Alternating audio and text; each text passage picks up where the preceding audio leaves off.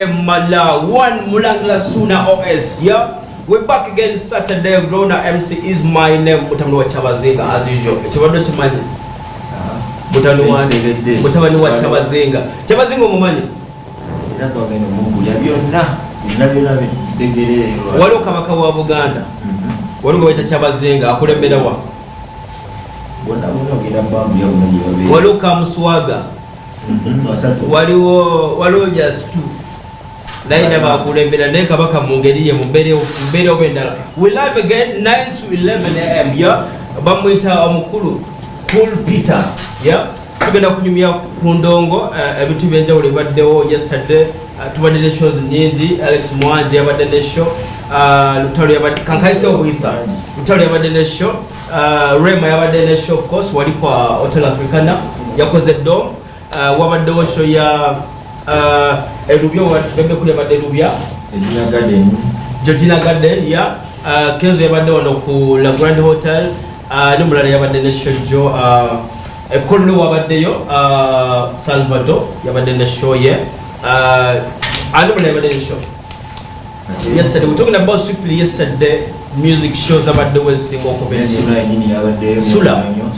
Suna Nemaro yakoze ku Misilo Hotel wali Zambia, yeah. So tugenda balaga kubimu ku byabaddewo World Boy ne wala balaga ko ezimu ku clips ezabaddeyo olabe. So we're going to talk music.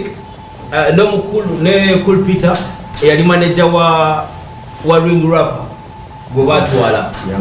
Ring Rapper wali lero tuli naye DJ Bash.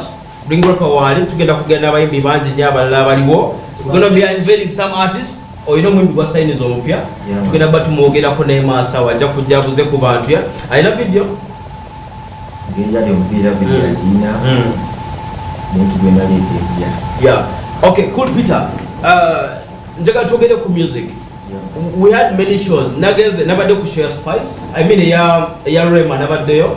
Nengenda ko ku ya Lutalo ezo tugenda ziraga for some reasons. Ne tujazogera ko ekigana. Rude Boy naise Rugogo. I mean to cricket.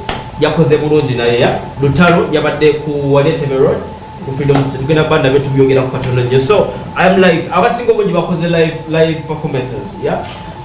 We know wano mu Uganda abasingo kola live shows tumanyi Bebe Cool, we know Cindy mulungi mu bakazi mulungi tumanya ni omulalawo Shiba agezako she's not so good nenga agenda yiga Lutalo mulungi. Weakness y'abayimbi nina kyenayize jjo nti bw'oba oli muyimbi ng'ogenda kukola concert bw'oba tusobola kukubira ku live music instruments eziri live you have a problem somewhere. Twogere ku wanda tusobola kukola like nga bano bwe bakola abasajja live music omanyi sinyangu ate yakusobola kutendekebwa segera tulina abakabijja wano abakabi ng'olaba bato kumenya abaliko Never great.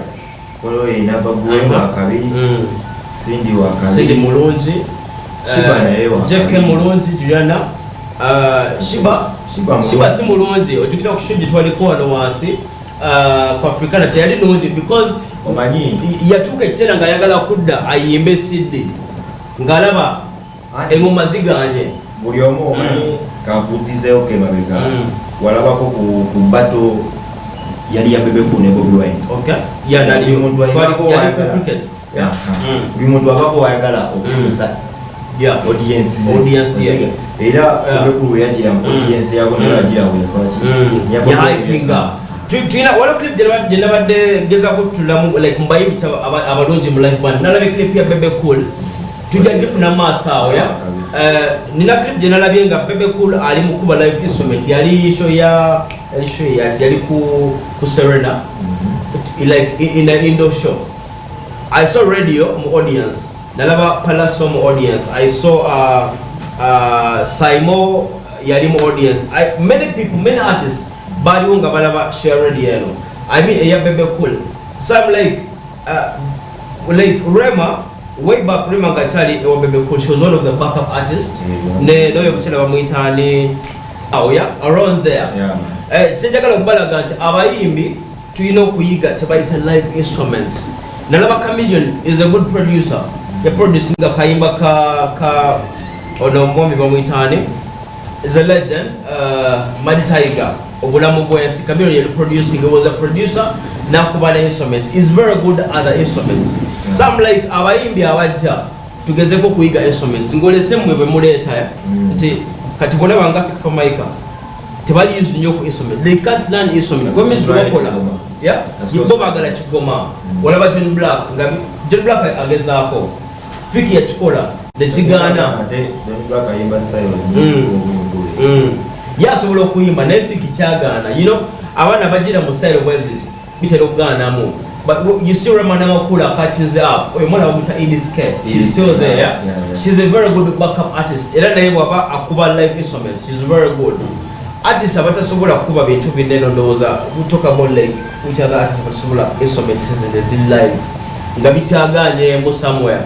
Because when you go on a show, but we're gonna call a concert to kid it. We know maybe you know kubango money.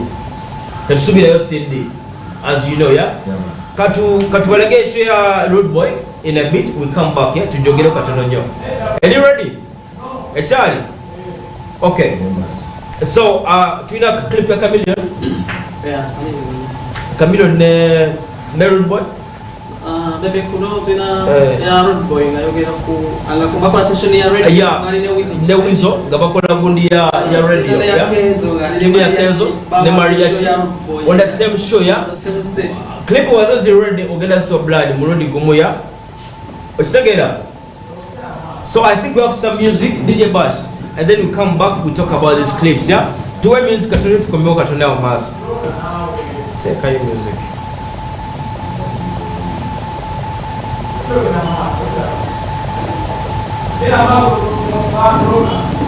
Music aganye. Okay, Kale. Go to the music masao. I want us to talk about the other events. This year tubadele show ya Spice Diana for Freedom City. Tubadele show ya David Lutalo Hotel Africana.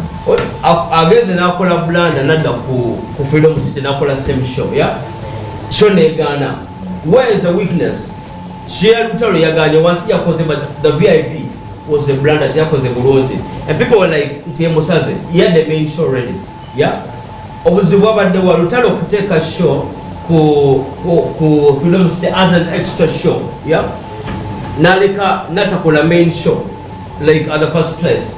Where was the effect? Zimondoze yange Lutalo mimbi wa amani. Kuba kuyakola main show Africana. Uchege toyinza kuza extra ate ku Freedom City. Abasinga bagikolanga main show. Okitegera. Bagikolanga extra show. Freedom City nga ina giteka ku main show. Basonga Spice Diana teka bonaba. Uyakolera main show ya kati David Lutalo yakoze cyane kicyamu. Yakoze kicyamu ya ate baba the ready. The warrant ready of even. So yakoze blanda somewhere. Yeah, mwizo gamba nti maybe the funds that was over the kubo.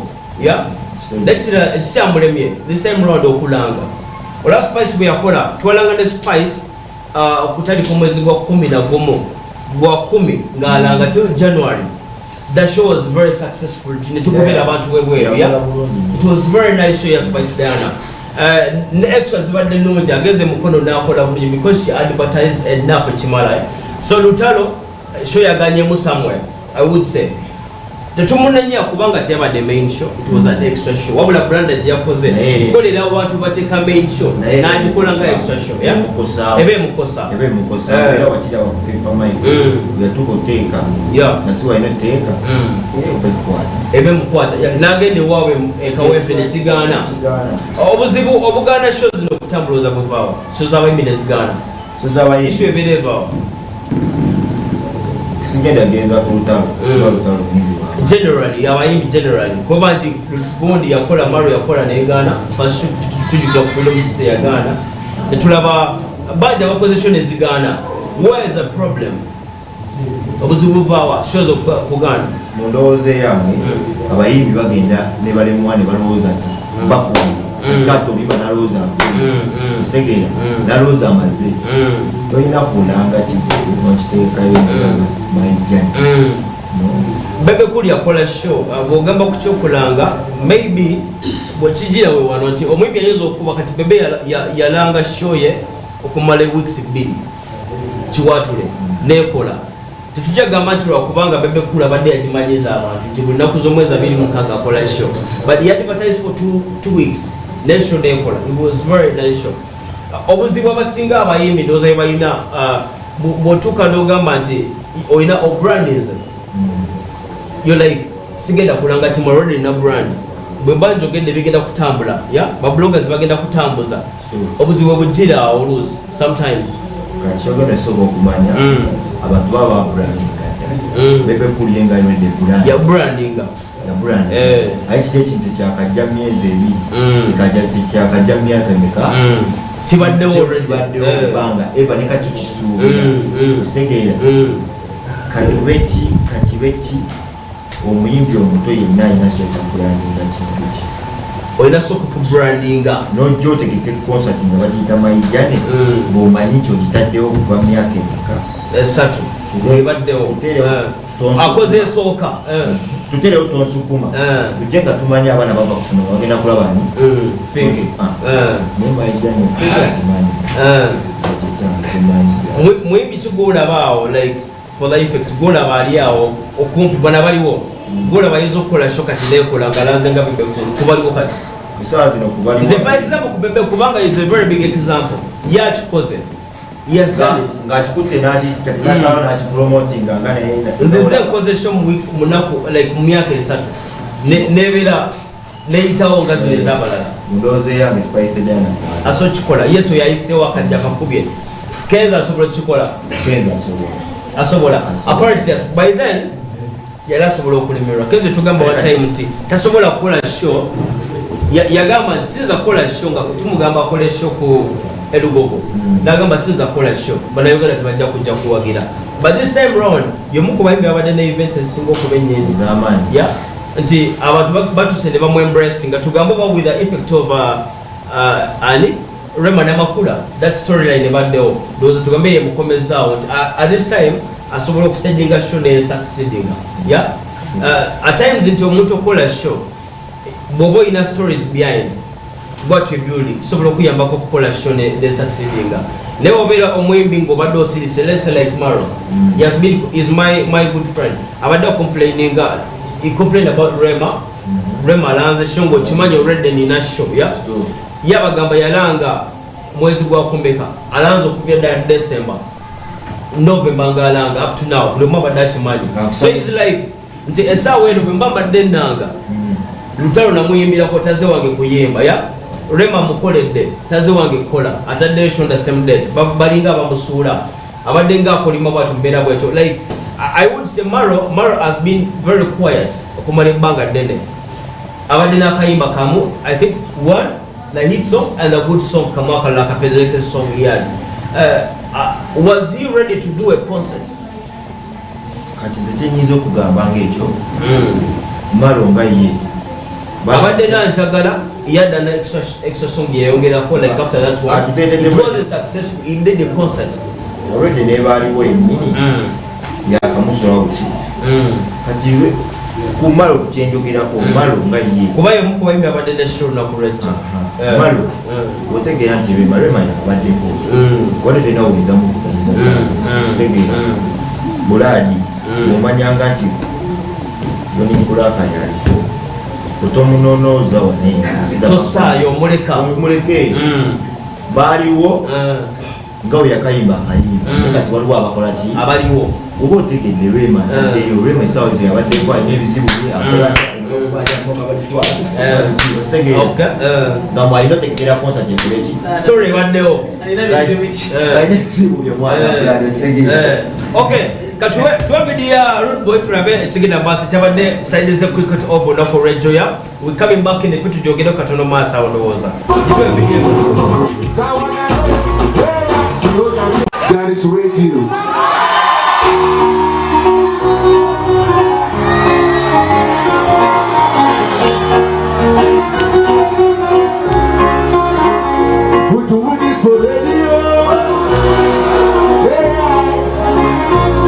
doing this for radio.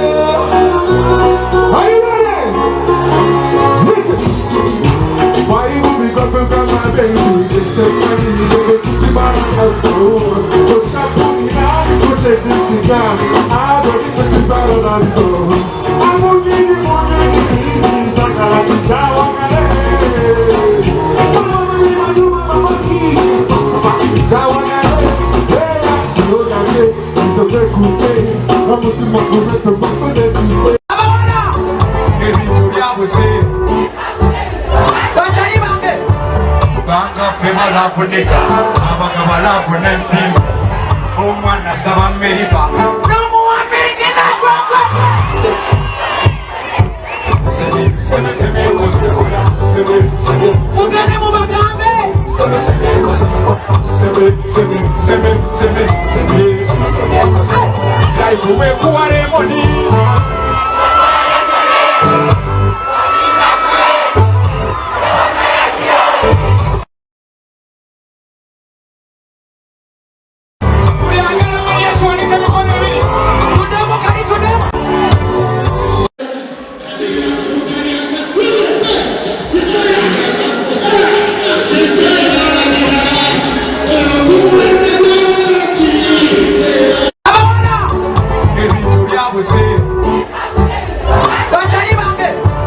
Banga fema la funika, abakama la funesi. Omwana saba meriba. Nomu Amerika na gwangwa. Sebe kozukula. Sebe. Fugane mu bagambe.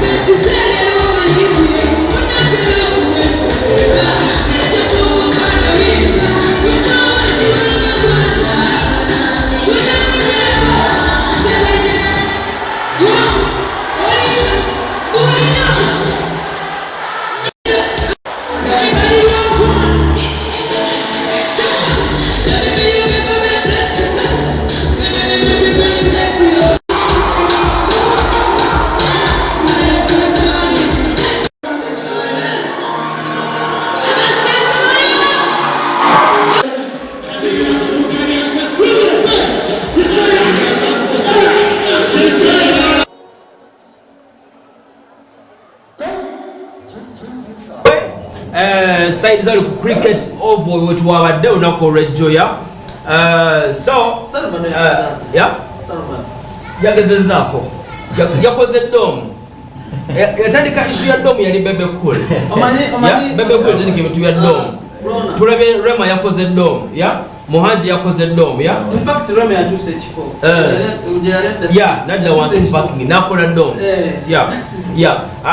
Njagala tugere ku Rude Boy we yakoze kiyite ntya kugeza kukujjukira radio nayimba music wa Moses Radio Ndewizo namugatako ku stage kitegeeza kintu kiri eri radio ng'omuntu ekisooka kati abayimbi abajja okuva out okuyingira mu Uganda already nabo beetaaga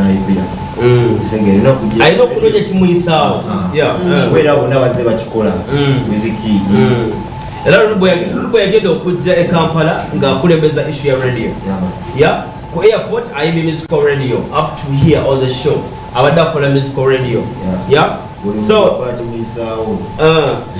twalaba gundi ani Wizkid weyajjeka nga watu wajjudde because teyayina kimuleeta oba oluusi olina okuba nga olina oluyimba bw'otoyina oluyimba olina okuba nga olina story eriwo Rude Boy wakoze. The show was very successful. It was a nice show.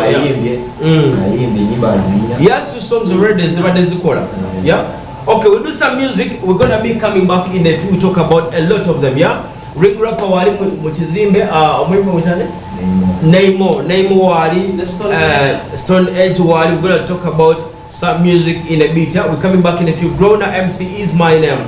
Music DJ Bunch.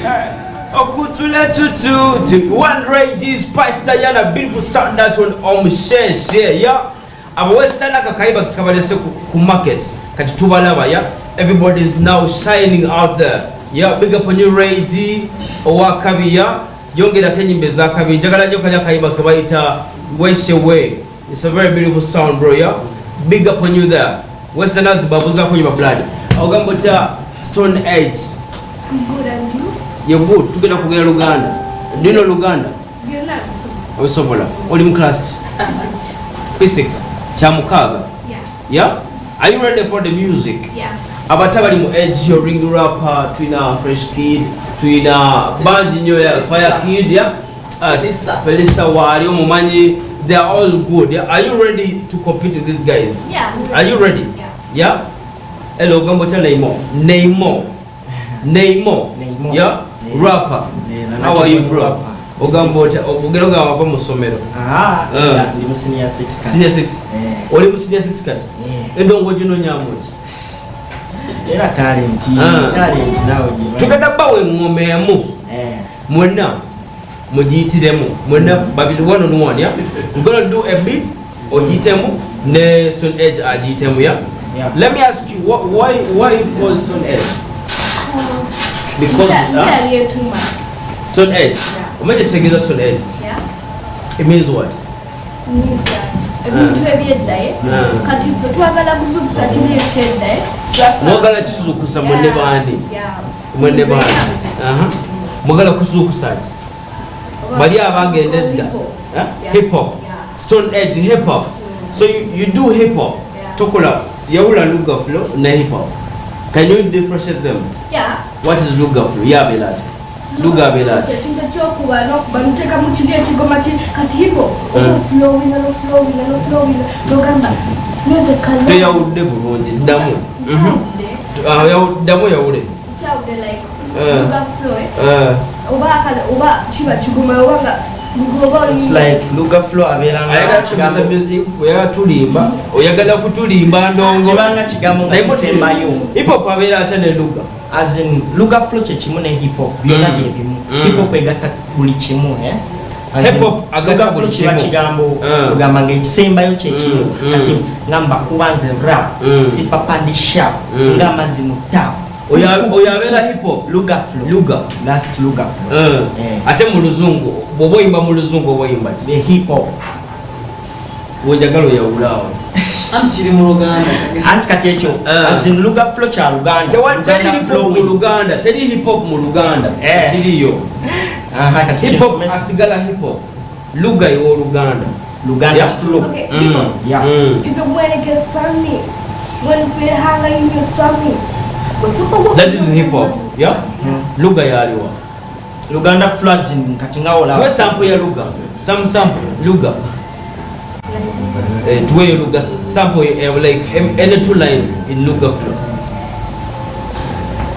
storm zaime soka kawala kalunji gitseli monika tinula kumaso na vayana level two lines mu hip hop mu hip hop when I come like a stranger akili like a Roma mu Luganda Flow yele tubuza side eri kulaba Luganda Flow as in neimo kentu semu Luga yenzaliko ababadde baliko musonyi we muvuddeko ndi wa bigambo bingi watu webite yeah are you ready tuna kutandikira wano yeah born to win yeah okay bagala tuwa born to win track tugenda kukola Luga si hip hop you're going to do Luga yeah are you ready but track a DJ Bash one on one yeah ndagala kumanya ddala kumwani asobola okukola ekintu kino who is ready.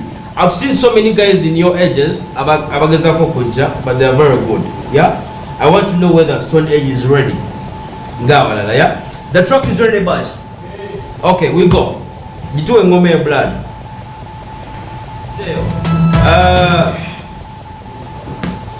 walemeddwa okwawula Luga ne hip hop yeah walemeddwa okwawula Neymar tried kakubule Luga you guys don't know Luga is bw'oba oyimba Luga is Luganda hip hop obokola luzungu that is hip hop yeah mu myaka jo like your computers around your edge ani golaba gosobola okujjawo bonna bomanyi benkuwadde ani gosobola okujjawo ringurap omusobola ate oye kabaka waabwe oyinza omusobola oyo oyina akayimba aka ringurap akapya we shall play that one you see that tune how long have you been in the industry omaze mbanga ki okay gwe towa myako omaze emyezi emeka myezi 3 ani akuleta music why are you in the music music la bang ngira mtu cause chali cha mtu la chaka la badala chali okay so you get really loud yeah wachagala ngochali mwana mtu wakatandika okuimba myezi 3 emabega yeah chetu kusikiriza okuyimba like ekikusikiriza okuyimba gwenga Stone Age kyejagala okumanya kusikiriza okuyimba like la chaka la kuba mtu ate nekirala bayimbi bangi abasikiriza like Pepe Busi abo bangi nebasikiriza okay yeah Naimo zimbadde kumanya I've seen you Naimo I've seen you doing other stuffs kusomero both yeah so I'm like Naimo your sinaba kula computer boina as yet mu myaka njo tewana ba computer so nja kuteka ku level yaba Kamenyo yeah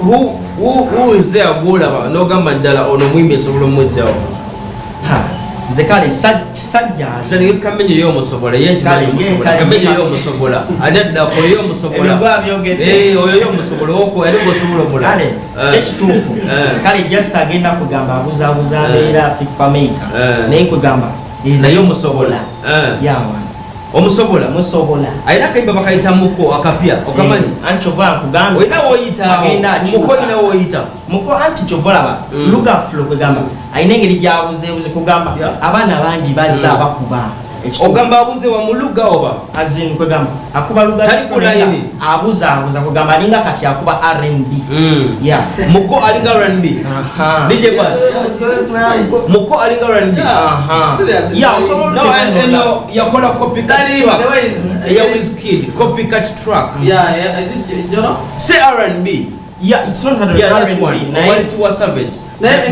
umwana mtufu yogera ko fiki ebika mutebyava idoeza ata hip hop alinga kuba R&B kate kugamba abana bamustraka ya mweri banimo bazze ostegeera tali ku track ya mweri mukuba agibawo bazze andi yazibarekera oba ayezo bachu sambu chusa yazibarekera sisinde mwe muzenga mugira mu kyakola ya so is like kantusemu katono abalekero Bocha chusamu style mujide mu style ye agori wano ndi wano muze mu style ya fig nagamba kamba teno nzirero nenge kitufu ya gravity ya kitandika si fig ngatayimba ngono ya gravity ya janga akubaluga yatandika biliwa bijanjalo general yakuba biliwa as in general yakuba biliwa babaluku yakuba biliwa era luga flow na era kugamba gravity ya jawo gundi general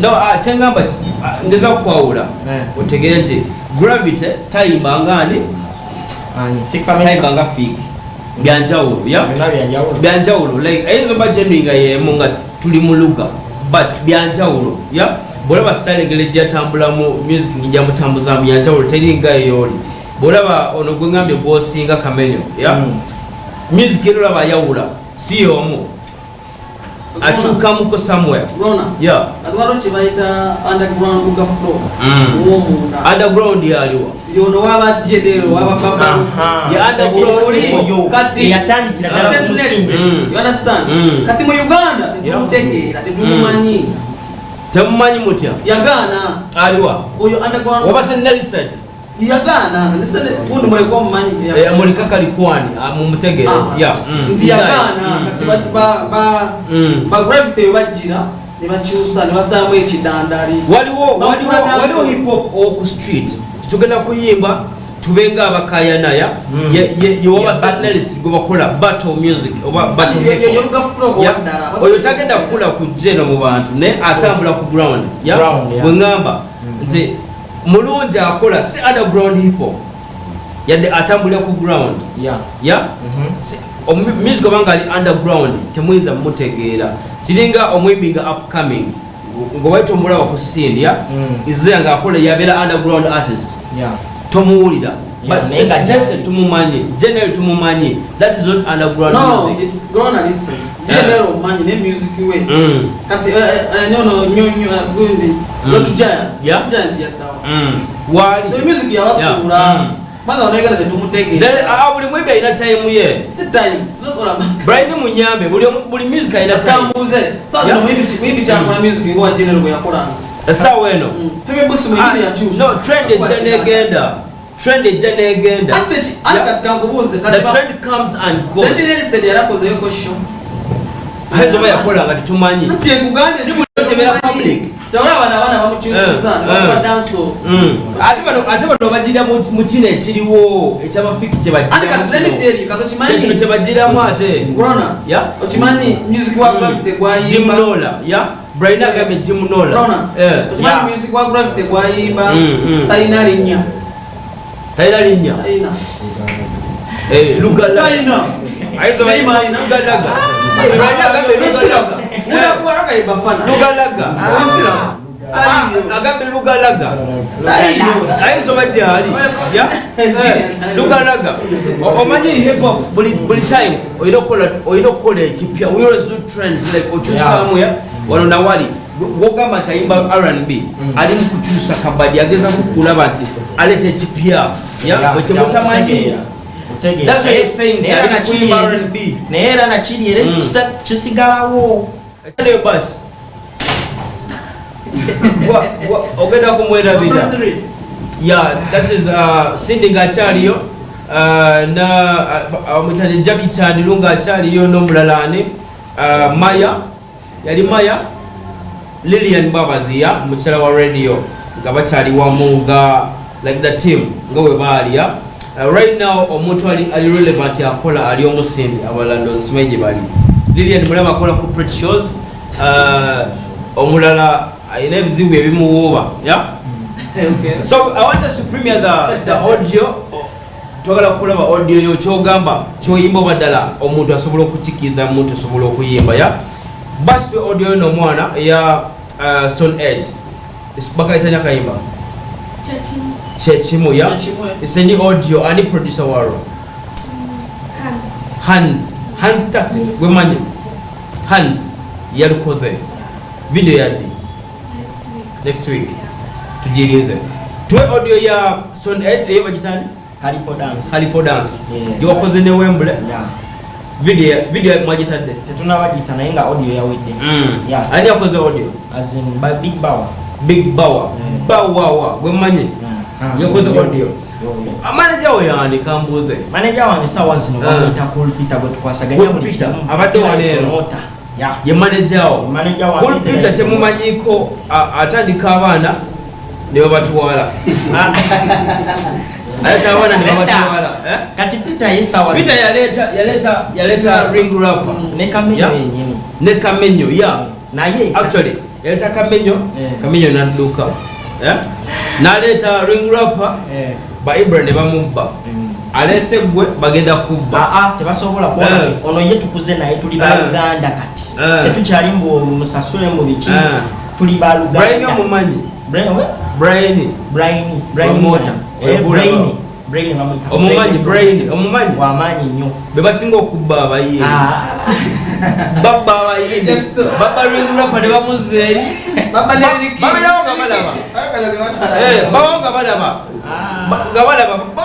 bayimbi bolaba gwebera gweze kubulira era baswaze what I know twabanga ne ring rapper ngaze mugamba manya manager omutegeere okitegera okwatagana ne Peter akutandise school way paka okutuuka wano ya twamutandika wona team ne tuzimba ring rapper nayitira obwatu Max Mail yani mubera naye yakwandikira. Yeah, is your mom and your dad happy like bobango yimba? Yes. Bakwagaliza kuyimba. Kati how do you balance books and music? I get my time. You're in P6, you do music. Yeah. How do you balance them? Like I get time for books. I get time for books, and I get time for music. Like music, I go Saturday and Sunday. On Monday I start school. Weekend, music. Yeah. Monday to Friday music. Yeah. Twina audio yempya tu. Obadde ngamba ati wagikoze ne Wembley Wembley Moya. Yeah, Wembley. How did you link up with the Wembley? As in byonna sobola obikwasa as in Paul Peter. Because kuna connection yalina. Yeah, yadde kale osobola obeera nabo mukyano webitwe naye era Paul Peter ye big egamba. Yakonektinga nabo. Manyi Peter manyi buli omu. Bitambula. Yeah. So kati woli ndowooza beera mugumu Peter asobola buli kimu. Yeah. Premier audio gite. You can prepare your audio then we play. So can you come here? Yeah, sample then audio. Yo, tuli bato tuli myaka ja kitini, oluvimbo tulyanga wataikuni, nga tetukya mu kamera tuline dini, tetuliko bya bikora bya sitani, akayimba nkubye kachifirikani, wambuli kazine chusa na rutini, ogenze no menyeka nga talina boni, wambulu olabikolia nyama koroni, ne izo neyimo kubye katuni, buno buzina busana mu duroni, lengera dijja kakoze ruwaini, sikungeri joleso buko. Kalipo dance. Kalipo dance. Nemo Ibra. Wembley Mo. Yeah. Wembley Mo. Yeah. Wembley Mo. Okay, bust to audio. Oh, Bakaitani? Kalipo dance. Kalipo dance. Limbo. Atwe limbo. Limbo freestyle. Limbo. Atwe ngoma. Atwe ngoma. Okay, atwe ngoma ya limbo. Yeah. Atwe. Same track bust. The same track. Okay, you do the same track. Tuwe ngoma yenyini yayo. Atuwe sample yayo limbo track. Okay, bobe ready tuwe bash. Teka ngoma yo natu atuwe sample. Omusogo mutoroja kudigida. Kaje wona. Bakaita kalipo. Ya kalipo. Kalinga nga wona ba. Mbade banyi mukopa kalambo. Kalambo dance ya omanyi music waliwo watu waita competition ya waweza kumoja loga omanyi katipita bamubako muyimbi ya bamubako muyimbi so kuba title nagaba tukole mukatulo twist ya ne mukola kalipo ya kalipo eliye kalambo ya ringo pa kalambo ya kalipo musolo muchoza muze chimanyi biba awera nedda abantu boza nedda pita woma sicho mada mwayo zamu katugambe ya mwayo zamu boza laulira yakola ne Ibra eri yali demo ulira yakola ne Ibra buwembo mumukoze ne Wembulemo ne Ibra bebamu ya Ring Rapper ne Peter bayina yoleke wakati yao assigninga gwe ya ande music muko pakali kalambo mukola kalipo na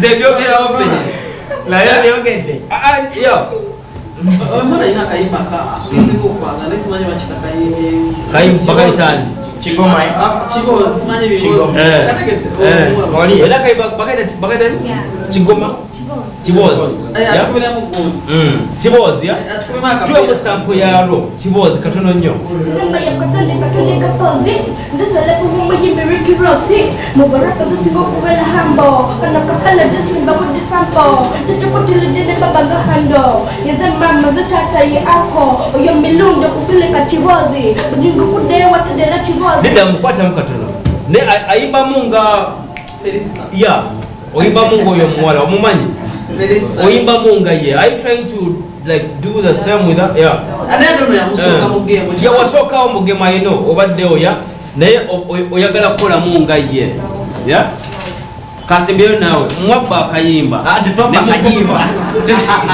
temwabuka kale mwakupa akayimba kalamu ne kukola kalipo leta baba tetwabba luyimba kubanga izikyuka the reason lwaki onogayi aliwa Ring Rapper wadayido okujja Ring Rapper badajja namanya nti Peter aliwa n'abandi Peter nagamba wano kanzirukeo ayina kayimba akapya okainawo aka Ring Rapper akapya tujja kasembyayo ya ategedde nti Peter ali wano nagamba osigenda kulinyawo kangende ja kujja weekend ejja bya ate bira biwulide mwabba akayimba nedda